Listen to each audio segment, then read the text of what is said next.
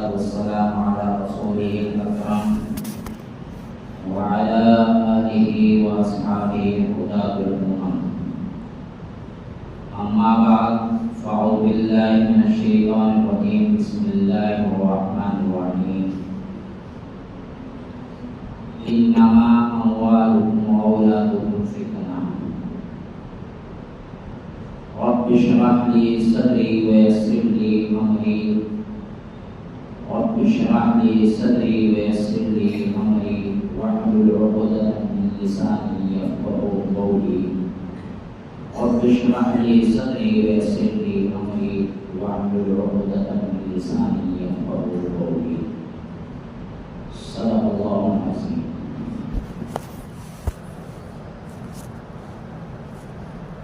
बुजुर्गों, दोस्तों, ना तो मेरा इरादा था कि मैं कोई बात करूं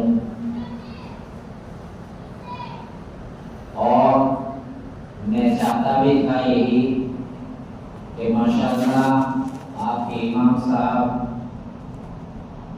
आलिम भी हैं, मुफ्ती भी हैं, हाफिज भी हैं, माशाअल्लाह के मैं उन्हीं का बयान सुनूं। लेकिन हुक्म हुआ कभी कभी छोटों की भी बात माननी पड़ती है, इसलिए इनके हुक्म की तहवील में बैठ गया हूँ। दुआ कीजिए अल्लाह तबारक व तआला मुझे हक बात कहने, आप हज़रात को सुनने और समझने और हम सब को अमल की तौफीक मरहमत फरमाए। वाज़ तकरीर तो अल्हम्दुलिल्लाह आप सुनते ही रहते हैं। आज अल्लाह का फज़ल और उसका एहसान है कि हमारे मस्जिदों में कभी पहले मियाँ जी हुआ करते थे। वो बेचारे नमाज पढ़ाते थे और अल्लाह का फज़ल और उसका एहसान है कि अल्लाह तबारक व तआला ने इन उलमा की मोहब्बत और इन उलमा की भागदौड़ और इन उलमा की मेहनत से अल्लाह तबारक व तआला ने हमें इस काबिल बनाया कि आज हमारी मस्जिदों में माशाअल्लाह आलिम, हाफिज, मुफ्ती सब मौजूद हैं और अल्हम्दुलिल्लाह पांचों वक्त नहीं बल्कि हफ्ते में एक मर्तबा तो एक मौका ऐसा मिल ही जाता है कि जो दीन की बातें हमारे कानों में पहुंचती हैं। और फिर दूसरा काम अल्लाह तबारक व तआला ने दावत और तबलीग का हमें ऐसा दिया है कि उसकी निस्बत से भी हमारे कानों में आवाजें आती रहती हैं, लेकिन ये अभी काफी नहीं है।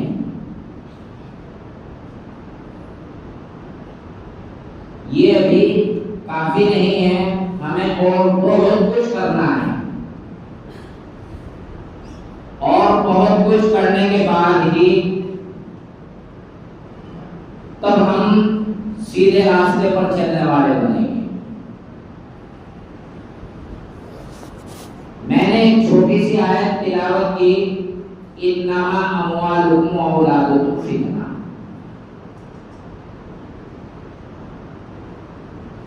अल्लाह का फज़ल और उसका एहसान है कि आज के दौर में अल्लाह तबारक व तआला ने माल से भी हमें नवाज रखा है और औलाद से भी हमें नवाज रखा है। और दोस्तों, ये इम्तिहान है अल्लाह तबारक व तआला की तरफ से। माल देकर भी इम्तिहान है, औलाद देकर भी इम्तिहान है। और ये इम्तिहान इतने सख्त इम्तिहान है दोनों के दोनों कि इंसान हर इम्तिहान में कामयाब हो सकता है, लेकिन इन दोनों इम्तिहान में कामयाब होना बहुत मुश्किल हो जाता है।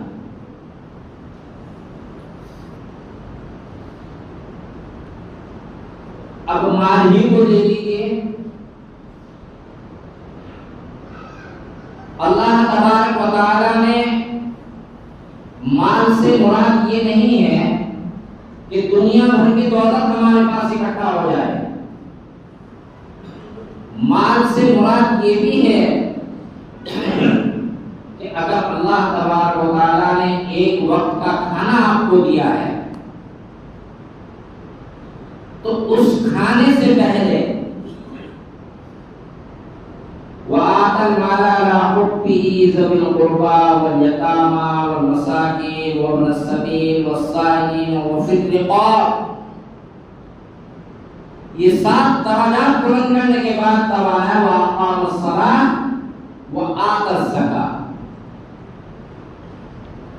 अल्लाह ने अगर हमें एक वक्त का खाना दिया है, पहला हक हमारा यह है कि अपने घर में टटोलो,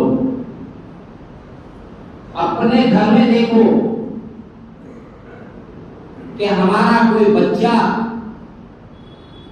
या हमारा भाई या हमारी माए बहने कोई भूखे तो नहीं सो रहे। उसमें से थोड़ा थोड़ा खाना पहले उनको खिलाओ।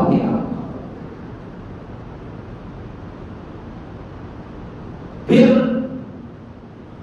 आया पड़ोसियों को देखो, पड़ोस में कोई भूखा तो नहीं सो रहा है। फिर आया कि गांव में देखो, गांव में कोई भूखा तो नहीं सो रहा है। फिर आया अपने रिश्तेदारों में टटोलो और फिर मांगने वालों को देखो। इन तमाम चीजों का ख्याल अब हमारे जिम्मे हो गया कि अल्लाह तबारक व तआला ने हमें जो और मान दिया है। अगर इस पर हम खरे उतरते हैं और इसका हक अदा हम करते हैं तो ये माल हमारे लिए बहुत बड़ी नेमत है। अगर खुदा न खास्ता इस पर हम खरे नहीं उतरते हैं तो ये माल हमारे लिए वबाल जान है। अल्लाह तबारक व तआला की हम पूछ होगी और अल्लाह तबारक व तआला पूछेंगे कि मैंने तुझे माल दिया था, तूने उसका हक अदा नहीं किया। एक बात मेरे याद आ गई, मिसाल के तौर पर आपको समझा रहा हूं। मैं उस वक्त हिफ्ज़ करता था। गंगों में हमारे पड़ोस में हाजी नसीर साहब रहते थे। उनके विचारों में पैर कोल्हू था और वो महल्ले की बच्चियों को कुरान करीम पढ़ाते थे। उनसे कोई फीस वगैरह नहीं लेते थे, फीस सबीलिल्लाह महल्ले की बच्चियों को कुरान पढ़ाते थे वो। और जिस तरीके से वो कुरान करीम पढ़ते थे, आज भी अल्हम्दुलिल्लाह वो बच्चियां हैं, अगर आप उनका कुरान शरीफ सुनोगे तो बहुत अच्छा कुरान करीम पढ़ते थे। तो एक मर्तबा उनके यहाँ बदमाश आ गए, और बदमाश भी यूपी और बिहार वाले, राजस्थान वाले नहीं। वो तमाम बैठा दे करके और पूरा घर पे कब्जा कर। अब जब पूरे घर पे कब्जा कर लिया, हाजी जी की आंख खुली, हाजी जी को उठाया कि माल दे दे जो है तेरे पास। हाजी जी ने वो चाबियां उठाई और उनको दे दी कि भाई जितना माल तुमसे ले जाया जाए ले जाओ, और जितना तुम्हारे समझ में आ छोड़ जाओ। अब हाजी जी का एक लड़का वो भी हाफिज़ कुरान था, उसकी भी आंख खुल गई। वो मस्जिद से निकला, निकलने में कामयाब हो गया। वो अपने घर से निकला और मस्जिद में पहुंच गया। अब मस्जिद में उसने पता नहीं अल्लाह बेहतर जाने 2 रकात पढ़ी या 4 पढ़ी, उसने मस्जिद में नमाज अदा की और नमाज अदा करने के बाद वो रिक्शा वगैरह तो उसको मिला नहीं, तकरीबन 2 किलोमीटर थाना पहुंचता है, थाना पड़ता है वहां पहुंचा, वहां से पुलिस को लेकर आया। तो जब तक वो पुलिस को लेकर के आया कितना टाइम लगा होगा, उन बदमाशों से एक ताला नहीं खुला।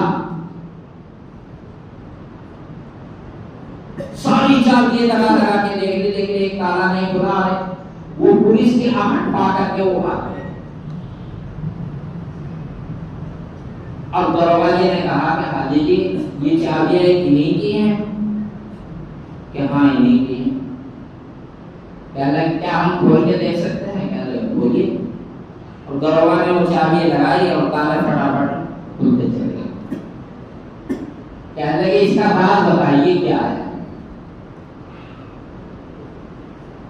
इतनी देर वो रहे और ताला नहीं खोल पाए, क्या वजह है? कि राज क्या है? कि राज कुछ नहीं है। मैंने आज सोच लिया था कि अल्लाह तबारक व तआला ने अगर मेरी ज़कात कबूल कर ली है तो इनकी मां में हिम्मत नहीं जो 1 इंच भी सामान ले जाए। अगर मेरी ज़कात अदा नहीं हुई है तो ये माल मेरा नहीं है, ये लेकर के जाएंगे। तो चुनाचे वो माल जो का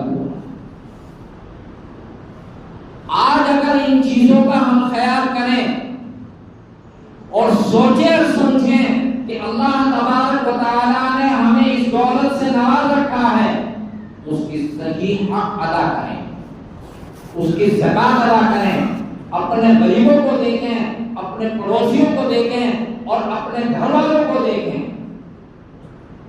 ये नहीं अपने बच्चों को खिलाना, अल्लाह ने अगर अच्छी नेमत दी है वो भी सदका है। अपनी औलाद की परवरिश करना और अच्छा पहनाना वो भी सदका है, बशर्ते के नियत होनी चाहिए। इन्नमल अमालु बिन्नियात, इंसान की नियत के ऊपर दारोमदार है। और नियत का मसला ऐसा हो जाता है कि ये विंडो आपने लगाई है और इस विंडो को लगाई आपने इसलिए है कि इसमें हवा आएगी, रोशनी आएगी। अगर इसी को हम ये नियत करके लगा लें कि ये विंडो हमने इसलिए लगाई है ताकि अजान की आवाज हमारे कानों में आ जाए, तो सवाब हवा तो तब भी दे रही है, रोशनी तब भी दे रही है, आवाज तब भी आ रही है। तो मुहतरम बुजुर्गों और दोस्तों, मकसद कहने का यह है कि अल्लाह तबारक व तआला ने जब हमें और माल दिया है तो उसकी कदर करनी चाहिए, उसका हक अदा करना चाहिए। दूसरी बात, औलाद, अल्लाह तबारक व तआला ने औलाद दी है। ये औलाद जिसकी वजह से हम दर बदर भटकते हैं, झूठ तूफान बोलते हैं और इसी औलाद की खातिर हम अपना मुल्क छोड़ करके दूसरे ममालिक में जाते हैं। किसके लिए? औलाद के लिए। और यही औलाद हमारी दुश्मन है। क्यों? अगर इसका हक अदा हमने कर दिया, इसका अच्छा नाम हमने रख दिया, इसको अच्छे बोल हमने सिखा दिए और इसको अच्छी तालीम हमने दे दी, तो ये हमारे लिए ज़रिया निजात बन जाएगा। और यही औलाद अगर हमने इनको बोलना ना सिखाया, सही तरबियत न की और सही इल्म ना हमने इनको दिया, तो ये औलाद ही हमारी सबसे बड़ी दुश्मन है।